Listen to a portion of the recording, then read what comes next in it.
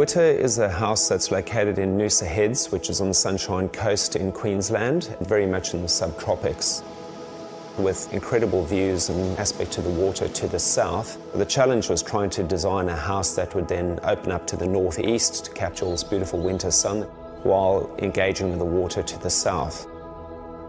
We've really tried to heighten the experience of living and being here every day through these quite deliberate experiences of skylight, window and courtyard.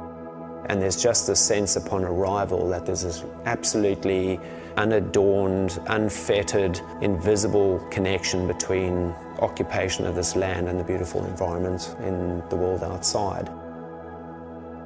There's a lovely sense of open plan space dedicated to living, where you move inside and outside through these seamless thresholds so that one occupies all of these areas as a pavilion. And the outdoor space then has the ability to also close down with a series of screens which offers privacy to the canal on the south. That space in turn opens out to the north over the swimming pool with a lovely sense of garden. On the upper floor, that area is dedicated to the bedrooms. There's a series of kids' bedrooms that are all en-suited, a number of them facing out to the north. And then the parents and the guest bedroom are both on the southern side with views over the water. And that also then creates the zone separation that's articulated by the void in the middle of the space. The creation of these voids and courtyard spaces is really an ability to bring light deep into the plan. And we've been able to capture an amazing sense of natural light through the use of skylights that talk more about almost open sky above you rather than just additional supplementary light. The basement, which is a very unexpected space in that it is all lit through glass panels inside of the swimming pool, so all of the natural light there is through the water.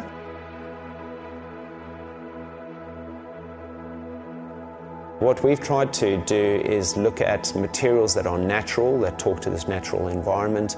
The charred timber, while not direct references to any one specific thing in Noosa, do talk about the texture of timber and even the idea of forest fires and natural forces that happen within the environment.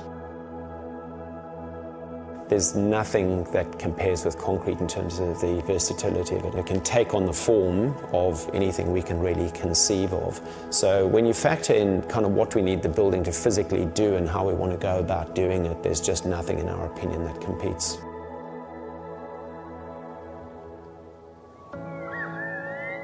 One of the things that we have been developing in our architecture for some time now is how we deal with the facades of buildings. We've sort of tried to move away from a series of windows just punctuating a wall into the facade being seen as a homologous item in itself.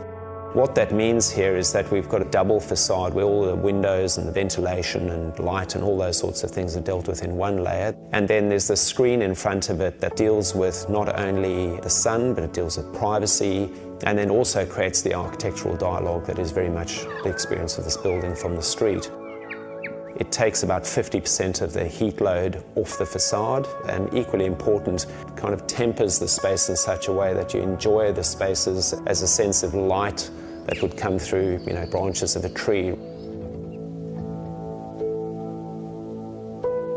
That planting is very much a central theme in the house because it's part of softening this otherwise very hard concrete. But as it sits more into the landscape and ages and the plants start to cascade more and more, people understand that this building is more about the landscape ultimately than it is trying to be just about the architecture. This project was very much a team effort. And Jen Eggline, the associate who ran this project, did an incredible job of the documentation along with Neva and Lucy to realise all of those ideas. The execution on site from Jason Warren and his team is just absolutely sublime.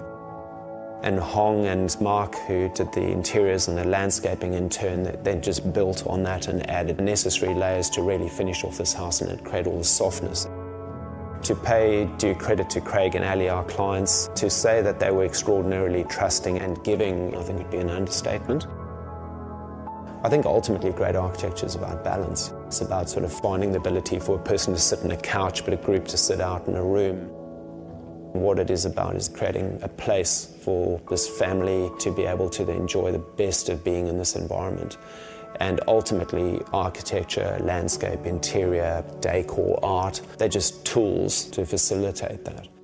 Great architecture maybe does its best to try and curate all of those things to offer that experience in a way that is memorable and, wonderful.